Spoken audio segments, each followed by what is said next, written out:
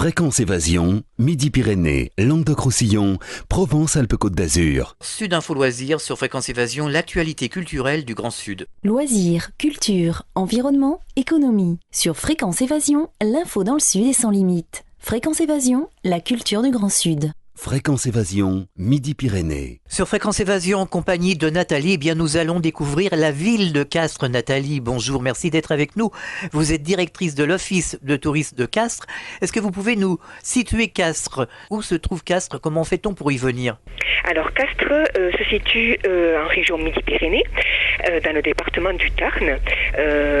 Nous sommes situés à 70 km de Toulouse et à 40 km d'Albi.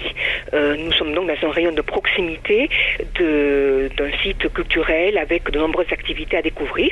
Donc on peut rayonner très facilement au départ de Castres. Évidemment, on peut y venir par tous les moyens, train, voiture, etc., etc. Tout à fait. Nous avons à Castres un aéroport qui nous permet également de faire des liaisons au quotidien, en semaine, du lundi au vendredi, avec Paris et avec Lyon. Également, bien sûr, desservis par le rail, par le train. Nous sommes situés aussi au niveau kilomètres, très proche de Carcassonne, à 60 km uniquement, et également pour aller à la Méditerranée, en 1h30, nous faisons le trajet pour aller sur la côte méditerranéenne. Et vous êtes tout proche de Toulouse? Tout à fait, voilà, à 1h30 de Toulouse, donc 70 km. En fait, nous sommes dans un environnement riche et varié, avec à proximité la montagne noire, qui sont les derniers contreforts du Massif central, et également la zone granitique du Cidobre, qui est l'une des plus importantes zones en Europe au niveau extraction de granit. Et pour situer un peu plus Castres, on peut dire qu'on est tout près du parc régional du Haut-Languedoc. Tout à fait, nous sommes une ville, effectivement une ville porte au niveau du parc du Haut-Languedoc, qui est à cheval sur les départements du Tarn et le département de l'Hérault. Alors on peut dire que Castres est une ville très naturelle. C'est effectivement le slogan de Castres, bonheur des villes et bonheur des champs.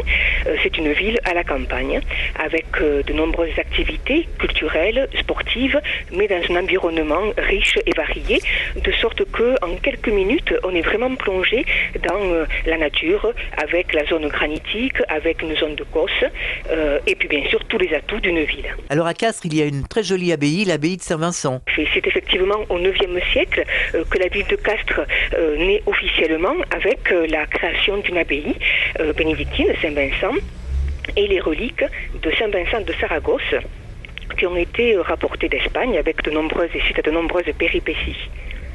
Et c'est à partir de là que la ville de Castres s'est donc développée, avec une étape sur le chemin de Saint-Jacques-de-Compostelle. Donc au niveau historique, un pèlerinage, nous sommes situés notamment sur la voie d'Arles. Il y a également de beaux hôtels particuliers que l'on peut découvrir au fil d'une balade dans Castres. Effectivement, au niveau de la ville de Castres, nous avons un patrimoine architectural qui est légué par le XVIIe siècle, avec des hôtels suite à la période de prospérité, avec la mise en place et la signature de l'édit de Nantes. Donc Castres qui était un bastion huguenot, nous avons la chance d'avoir des hôtels particuliers, donc légués par cette période de prospérité. Il y a également un palais épiscopal à visiter à Castres. Alors, l'ancien palais épiscopal du XIVe siècle, qui a été construit par Monseigneur de Tubeuf et qui abrite à l'heure actuelle l'hôtel de ville et bien sûr au premier étage le musée d'art hispanique, le musée Goya. Le palais épiscopal également a les jardins, qui sont des jardins qui ont été classés jardins remarquables en 2004, jardins à la française. Il faut savoir que sur le département du Tarn, nous avons 3 jardins qui ont été dessinés d'après des plans de Lenôtre, le célèbre jardinier qui a dessiné entre autres les jardins au niveau de Versailles. Alors au niveau du jardin à la française, il date donc du XVIIe siècle, avec des parterres de buis, avec des ifs, et puis bien sûr un plan d'eau. Alors comment se fait-il qu'il y ait un musée Goya à Castres? Est-ce que Goya était natif de Castres? Alors, au niveau du musée Goya, musée d'art hispanique, il s'agit du second musée en France après le Louvre à présenter chronologiquement de l'art espagnol. Goya n'est jamais venu à Castres, il est mort à Bordeaux en 1828, mais c'est grâce à Marcel Brigueboul qui était un très grand amateur et collectionneur d'art, que nous avons la chance d'avoir des œuvres majeures de Goya à Castres. En effet, Marcel Briguiboul était donc amateur, il avait des attaches familiales à Castres et il a acheté en 1881 des œuvres majeures de Goya qui ensuite ont été léguées à la ville de Castres. Il y a eu 2 legs successifs, un en 1894 et un autre en 1927. Et en fait, depuis 1947, le musée Goya est classé musée à vocation hispanique. Alors il y a également le musée Jean Jaurès qu'on peut visiter à Castres. Jean Jaurès, précisons-le, est natif de la ville de Castres.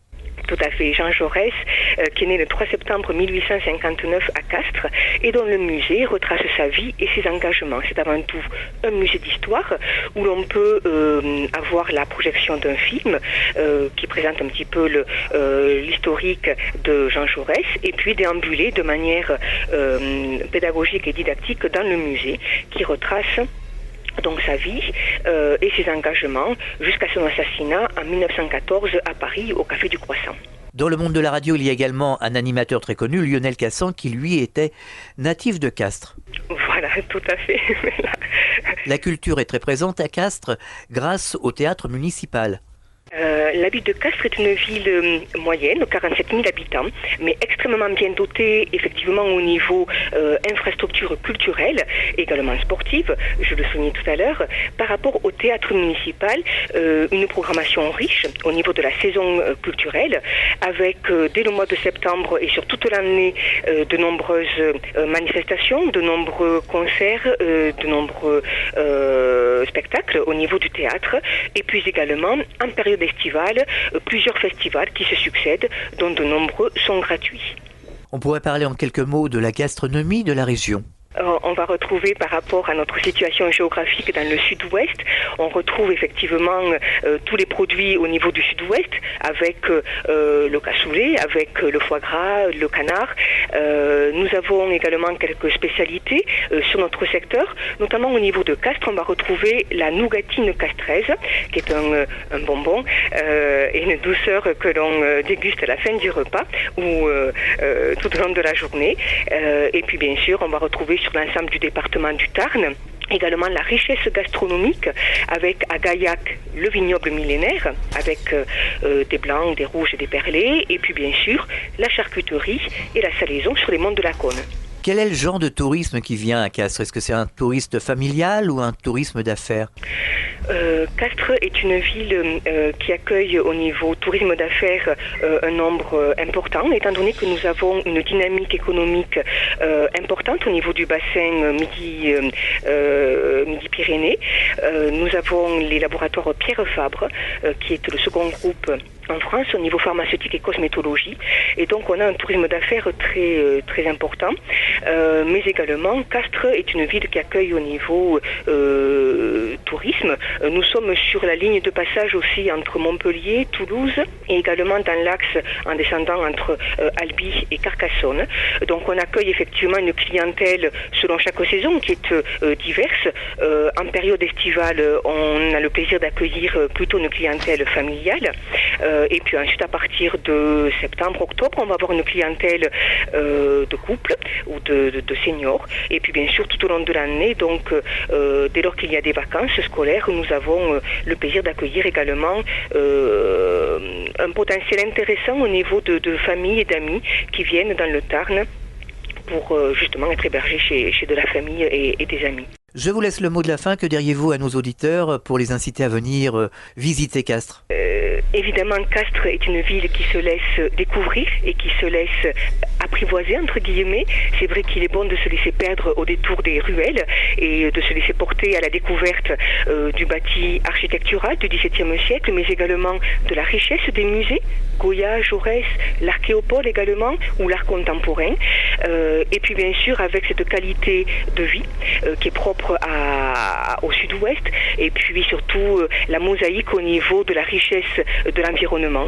Et donc chacun peut trouver son plaisir, que ce soit dans la culture, dans le sport, dans la gastronomie ou dans l'histoire. Alors l'Archéopole, on va rappeler que c'est un centre de recherche pour ceux qui ne connaîtraient pas. Voilà, effectivement, au niveau de l'Archéopole, c'est un lieu qui propose des fouilles, mais également qui met en avant les différentes recherches qui ont été menées sur le pays castré, et donc qui met en avant les vestiges, entre autres, d'une villa gallo-romaine et de toutes les découvertes suite aux fouilles qui ont été menées depuis de très nombreuses années sur le pays castré. Alors je suppose que l'Office de tourisme organise des journées à thème, des journées conférences et des journées découvertes. Nous proposons effectivement à destination de différentes cibles, que ce soit pour les groupes tout au long de l'année, mais également pour les individuels en période estivale, de nombreuses thématiques de visite. Donc on va pouvoir bien sûr découvrir Castres avec également la balade à bord du bateau, le coche d'eau, qui fonctionne jusqu'à la fin du mois d'octobre, mais également autour du tourisme technique, visite dans le Cidobre, de carrières, d'entreprises, mais également au niveau bien sûr du patrimoine culturel, et puis sans oublier la gastronomie. Alors tout de suite, nous allons rappeler pour terminer les coordonnées de l'Office de tourisme. L'Office de tourisme de Castres a le plaisir de vous accueillir donc de Place de la République, juste à côté du Jardin de l'Évêché, de l'Hôtel de Ville et du Théâtre municipal. Notre numéro de téléphone, le 05 63 62 63 62, et nous sommes ouverts tous les jours, dimanche et jours fériés également. Eh bien merci de nous avoir fait découvrir la ville de Castres en Midi-Pyrénées. À très bientôt pour une autre balade dans le Grand Sud-Ouest. Fréquence Évasion.